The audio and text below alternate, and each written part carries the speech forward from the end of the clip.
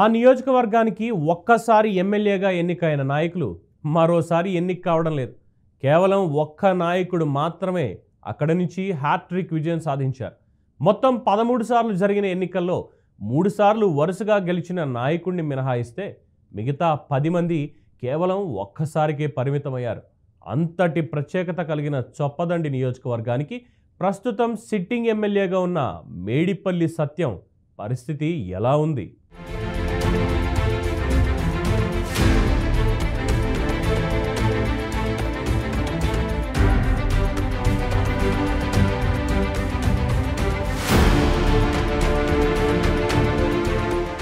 చొప్పదండి నియోజకవర్గం 1957లో ఏర్పాటైంది. జనరల్ నియోజకవర్గంగా ఏర్పాటైన చొప్పదండి 2009 నుంచి ఎస్సీ రిజర్వ్డ్ నియోజకవర్గంగా కొనసాగుతుంది. ఈ నియోజకవర్గానికి ఇప్పటి వరకు మొత్తం 13 సార్లు ఎన్నికలు జరగ్గా అందరికంటే ఎక్కువగా న్యాలకొండ రామకిషన్ రావు వరుసగా 3 సార్లు ఎమ్మెల్యే అయి హ్యాట్రిక్ విజయం నమోదు చేశారు. ఆయన 1985, 89, 94లో జరిగిన ఎన్నికల్లో టీడీపీ అభ్యర్థిగా పోటీ చేసి గెలిచారు. ఆయన మినహా ఏ ఒక్కరు కూడా రెండోసారి గెలిచిన పరిస్థితి లేదు. కమ్యూనిస్టు నాయకుడిగా పేరున్న చెన్నమనేని రాజేశ్వరరావు ఈ నియోజకవర్గానికి 1957లో జరిగిన మొదటి ఎన్నికల్లో పోటీ చేసి గెలిచారు. ఆయన అప్పట్లో పీడీఎఫ్ అభ్యర్థిగా ఎన్నికల బరిలో దిగారు. ఇక 2009లో చొప్పదండి స్థానాన్ని ఎస్సీలకు రిజర్వ్ చేసిన తర్వాత ఇప్పటి వరకు 4 సార్లు ఎన్నికలు జరగ్గా ఏ ఒక్క అభ్యర్థి కూడా రెండోసారి తిరిగి ఎన్నిక కాలేదు.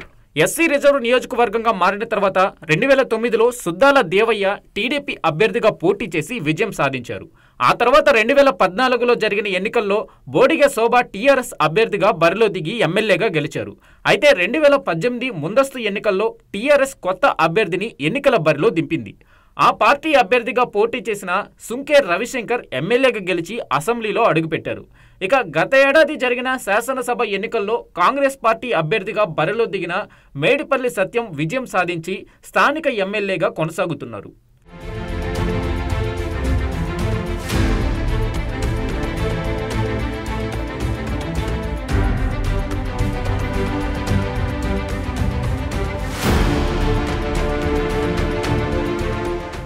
ఉమ్మడి కరీంనగర్ జిల్లా పరిధిలోకి వచ్చే చొప్పదండి నియోజకవర్గంలో చొప్పదండితో పాటు గంగాధర, రామడుగు, బోయినపల్లి, కోడిమ్యాల, మాల్యాల మండలాలు ఉన్నాయి. కరీంనగర్ సిటీకి 18 కిలోమీటర్ల దూరంలో ఉండే చొప్పదండిలో జవహర్ విద్యాలయంతో పాటు ఇతర ప్రభుత్వ, ప్రైవేటు విద్యా సంస్థలు కూడా ఉన్నాయి. ఇక్కడి ప్రజల ప్రధానంగా వ్యవసాయంపై ఆధారపడి జీవిస్తారు. వరితో పాటు మొక్కజొన్న, పత్తి పంటలు ఎక్కువగా పండిస్తారు. బట్టలు, ముఖ్యంగా చీరలు కూడా చొప్పదండిలో ఉత్పత్తి చేస్తారు. ఇక్కడ చాళుక్యులు కట్టించిన శివాలయం ఉంది. కరీంనగర్ సిటీకి అతి సమీపంలో ఉన్న నియోజకవర్గం అయినప్పటికీ చొప్పదండి అభివృద్ధిలో మాత్రం వెనుకబడే ఉంది.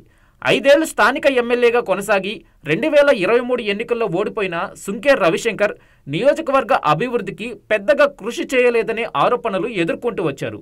చేసింది గోరంతైతే కొండంత ప్రచారం చేసుకోవడం ఆయనకు పరిపాటిగా మారిందనే విమర్శ ఉంది. స్థానిక ఎమ్మెల్యేగా నియోజకవర్గ అభివృద్ధిపై దృష్టి పెట్టాల్సింది పోయి సివిల్ తగాదాల్లో జోక్యం చేసుకున్నారనే ప్రచారం జరుగుతుంది.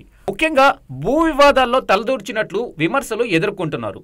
నియోజకవర్గంలోని ఓ గ్రామంలో ఒకరి స్థలాన్ని కబ్జా చేసి ప్రహరీ గోడ నిర్మించుకున్నాడనే విమర్శలు రవిశంకర్ ఎదుర్కొంటున్నారు.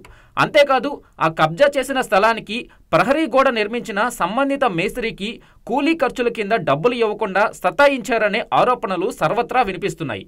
చేసిన పనికి డబ్బులు రాని కారణంగా సదరు మేస్త్రి పలుకుబడి కలిగిన నాయకుడిని ఏమీ చేయలేక ఆత్మహత్యకు పాల్పడినట్లు నియోజకవర్గ ప్రజలు బహిరంగంగానే చెప్పుకుంటున్నారు.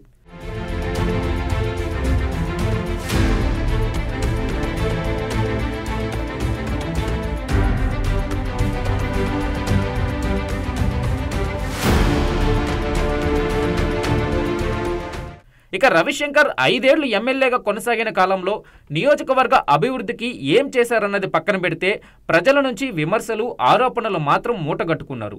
ఒకవైపు రవిశంకర్ పట్ల స్థానికంగా ఉన్న వ్యతిరేకతకు తోడు మేడిపల్లి సత్యం ఇదే నియోజకవర్గం నుంచి వరుసగా 3 సార్లు పోటీ చేసి ఓడిపోవడం కూడా సానుభూతిగా మారి 2023 ఎన్నికల్లో ఆయన విజయానికి దోహదం చేశాయి. ఇక 2023లో జరిగిన ఎన్నికల్లో కాంగ్రెస్ అభ్యర్థిగా బరిలోకి దిగిన మేడిపల్లి సత్యంకు భారీ ఓట్ల ఆధిక్యత లభించింది. ఆయన తన సమీప ప్రత్యర్థి సిట్టింగ్ బీఆర్ఎస్ పార్టీకి చెందిన ఎమ్మెల్యే సుంకే రవిశంకర్పై 38,000కు పైగా ఓట్ల మెజారిటీతో గెలుపొందారు. 2024లో ఇక్కడ నుంచి టీఆర్ఎస్ అభ్యర్థిగా పోటీ చేసి ఎమ్మెల్యేగా గెలిచిన బోడిగ శోభ ఈ ఎన్నికల్లో బీజేపీ అభ్యర్థిగా బరిలోకి దిగారు. అదేవిధంగా 2018లో టీఆర్ఎస్ అభ్యర్థిగా బరిలోకి దిగి విజయం సాధించిన సుంకే రవిశంకర్ ఈ ఎన్నికల్లో మరోసారి అదే పార్టీ తరపున బరిలోకి దిగారు. ఫలితంగా ఒక మాజీ ఎమ్మెల్యే, ఒక తాజా ఎమ్మెల్యేతో ఎన్నికల్లో తలపడ్డ కాంగ్రెస్ అభ్యర్థి మేడిపల్లి సత్యం వారిద్దరికీ సెచ్చిన ఓట్లను కలిపి లెక్కిస్తే వచ్చే మొత్తం ఓట్ల కంటే కూడా ఆధిక్యంలోనే ఉన్నారు. విషయం ఏమిటంటే ఆయన 2014 ఎన్నికల్లో బోడిగ శోభతోనూ 2018 ఎన్నికల్లో సుంకే రవిశంకర్తోనూ తలపడి ఓటమి పాలయ్యారు. తాజా ఎన్నికల్లో వారిద్దరిని ఓడించడమే కాకుండా భారీ ఓట్ల ఆధిక్యత సాధించారు.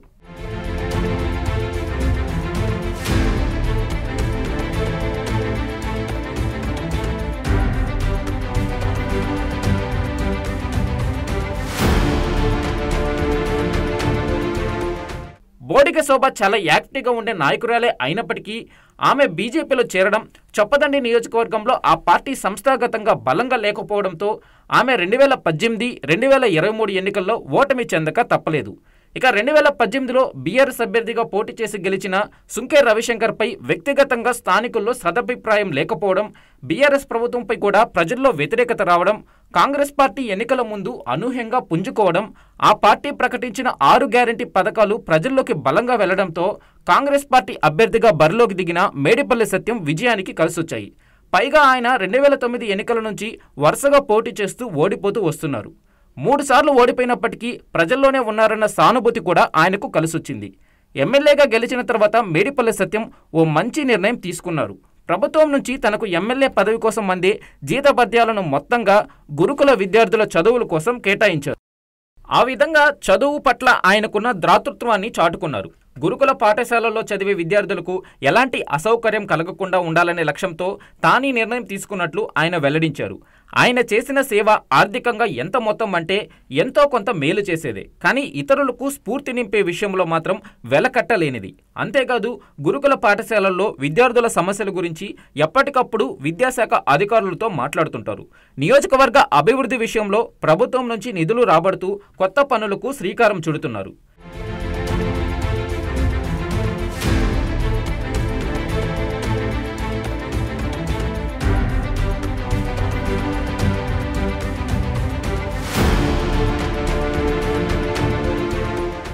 మేడిపల్లికి కలిసొచ్చిన అంశాలు: ఎమ్మెల్యే రవిశంకర్ పట్ల స్థానికుల్లో అసంతృప్తి, బీఆర్ఎస్ ప్రభుత్వం పట్ల ప్రజల్లో వ్యతిరేకత, వరుసగా 3 సార్లు ఓడిపోయారన్న సానుభూతి, కాంగ్రెస్ పార్టీ ప్రకటించిన 6 గ్యారంటీ పథకాలు. ఇక బీఆర్ఎస్ పార్టీకి చొప్పదండిలో అనేక ప్రతికూల అంశాలు ఉండడంతో ఆ పార్టీ అభ్యర్థి ఓటమి పాలయ్యారు. బోయినపల్లి, రామడుగు, గంగాధర మండలాల్లో ముంపు గ్రామాల బాధితులకు నష్టపరిహారం ఇవ్వకపోవడం ఆ పార్టీని నష్టపోయేలా చేసింది. ఇక రైతులు ధర్నాలు చేసినప్పటికీ పట్టించుకోకపోవడం, సమస్యలు ఉన్న చోటికి వెళ్లకపోవడం మరో మైనస్ పాయింట్. కొండగట్టు అభివృద్ధి పనులు ప్రారంభించకపోవడం, కుల సంఘ భవనాలకు దళిత బంధుకు కమిషన్లు తీసుకోవడం లాంటి ఎన్నికల్లో ప్రతికూలంగా మారాయి. బీఆర్ఎస్ అభ్యర్థిగా పోటీ చేసిన సిట్టింగ్ ఎమ్మెల్యే సొంత ఊరిలో కోట్ల విలువ చేసే ఇల్లు కట్టుకోవడం, గంగాధర, కరీంనగర్, హైదరాబాద్ ప్రాంతాల్లో విలువైన భూములు కొనుగోలు చేయడం ప్రజల్లో పెద్ద ఎత్తున చర్చ జరిగింది. పార్టీ ప్రజాప్రతినిధులు పనులు పూర్తి చేసిన బిల్లులు రాకపోవడం, తన అనుకూల వర్గానికి పనులు చేయడం, మరో వర్గంపై అక్రమ కేసులు పెట్టడం లాంటివి కూడా నష్టం చేశాయి. మండల, గ్రామస్థాయి నాయకులతో సంబంధాలు అనుకూలంగా లేకపోవడం, తమకు విలువ ఇవ్వడం లేదని ఎమ్మెల్యేపై అధిష్టానంకు రెడ్డి, రావు నాయకులు ఫిర్యాదు చేసే వరకు వెళ్లి రవిశంకర్ ఓటమికి కారణమయ్యాయి.